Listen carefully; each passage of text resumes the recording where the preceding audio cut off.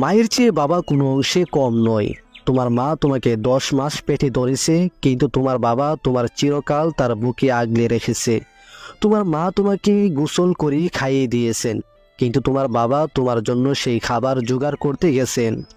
তোমার মা তোমাকে পড়াশোনায় অনেক সাহায্য করেছেন, কিন্তু তোমার বাবা তোমার খাতা কলম জোগাড় করে এনে দিয়েছেন। বাবা হলেন সেই মানুষটা যে জীবনের সব পরিস্থিতিতে তোমার পাশে থেকেছে এবং থাকবে।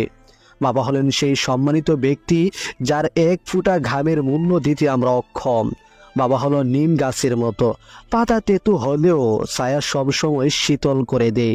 বাবার সবচেয়ে বড় গুণ হলো পকেট খালি কিন্তু কখনোই সন্তানকে হতাশ করে না।